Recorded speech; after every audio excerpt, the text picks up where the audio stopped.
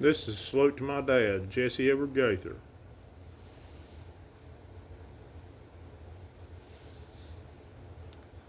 He never went by Jesse. Edward Gaither, most people called him Ed. He is one of the employees of what's now Windstream Verizon, one of the pioneers, and I salute him for that. He is one of the hardest working men around. That whole generation was. Windstream Verizon, very few people know this. It started here in Quitman, Arkansas, North Quitman, Arkansas, on Pryor Mountain. Started by Hugh Wilburn and his son Randy. In the late 1950s, it started out as Allied, went to Alltel, now it's Windstream Verizon. Dad and some of the others around here, I know Mousy Patchell, some of the ones around Quitman, this area, Greenbrier, was some of the pioneers of what's Windstream Verizon. They were hard-working men. These men, this man behind here, they would take 9-foot post hole diggers and 9-foot steel bars and dig telephone poles by hand in these mountains. Sometimes it'd take them a week or more.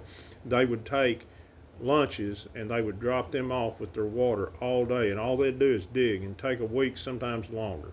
These are real men. I salute Edward Gaither and all the hardworking men and women of this country. We would not be here if it wasn't for those real men and women that worked hard, cared about their families. And not only that, I salute my mother, Marilyn Gaither, and my grandparents, Cecil and Debbie Gaither. I would not be here without them. I was adopted. My mother had 2 stillborn babies, and then the second one only lived a day. And then my dad was able to work out adoption. Y'all have heard that story before, and I salute him. I can't thank him enough for what he's done for me. And I would like to tell you a couple of stories, and they're not. I mean, they're true. Every time I see a Ritz crackers and cheese whiz in the store, I tear up because my dad, unfortunately, love for Seagram 7 cut his life short at 62 years old, but he was still a good man. A lot of good people have substance abuse problems. I didn't understand that at the time when I was younger. I really got mad at him. But the closest father-son talk we had was in Berryville, Arkansas. Shout out to y'all in Berryville, Arkansas.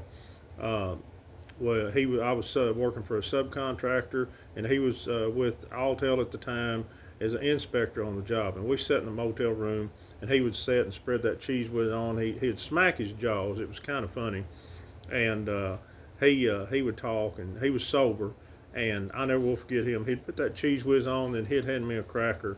It was a wonderful father-son moment, and it lasted all night. We stayed up late. Didn't get much sleep that night. Thank you, Dad. Thank you for all you've done for me. And another one is 6 years after he passed away in 2008. I was logging, and I was driving up 65 from from Conway at Spring Hill. A lot of you people in Arkansas know where that is, between Greenbrier and Conway. And I seen blue lights come on, and I said, "Oh no, there's a DOT." And I just had the truck looked at and everything, but I said, he's gonna find something wrong. So I got to looking, and the guy's name was Dale Earnhardt. I was saying, okay, I just got pulled over by a DOT named Dale Earnhardt. You can't make this stuff up. My life's like a Saturday Night Live skit. But anyway, he was going through the truck, and he got down. I said, man, he's going to find me. He said, get in here, son. Sat there, and he's going through his dadgum computer, and I was sitting there just a fuming. I just won't say something, but if I did, I'd get more of a fine. And he says, Mitchell Gaither. He said, you in relation to Ed Gaither? And I said, yeah, he's my dad. He said, you are Ed Gaither's son. I said, yeah. A lot of people thought very well of my dad. Very well of him. He's a good looking guy. Look at him, ladies. What do you think? You see why my mom married him? He's only 5'9". My mom was 5'11", but it didn't matter to her. I said, well, he passed away. And he said, what? And tears welled up in his eyes, and his lips started shaking. He hit delete on that computer and deleted all my finds.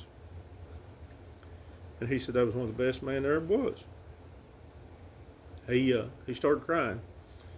I said, really? How did you know him? He said, I worked for the phone company, and that man fed me. I said, what? He said, he taught me how to splice, but he said, I was starting out as a young man. He said, I didn't have no money, and we worked off. I didn't have no money to buy food, nothing to drink, everything else. He said, that man fed me. He said, that man took care of me like a son. He taught me things, and he said, even give money to help me pay some of my bills. He said, I owe that man, son.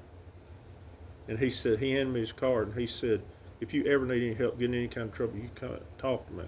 And he said, you call and talk to me. He said, that was one of the best men I ever met.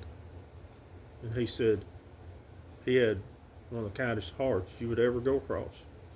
So there you go, Dad. 6 years after you passed on, you saved me. Saved me again. Like you and Mom did a lot.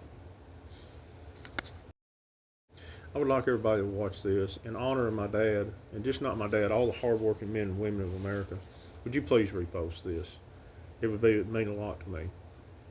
And I not only want to, I want to salute right now all the hard working men and women that's made this country what it is, all law enforcement, all the good law enforcement, and our brave men and women in our military.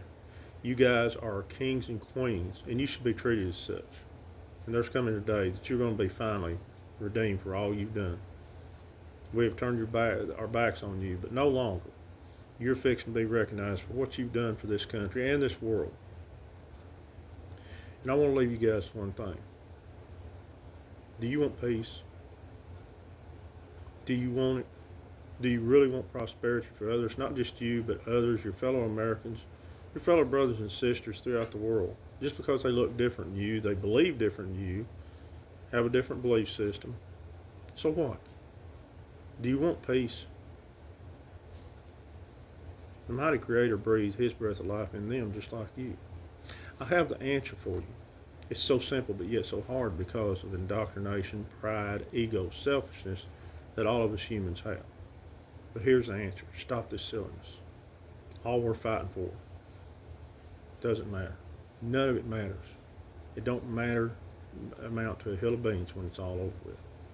Stop this silly division. Stop it.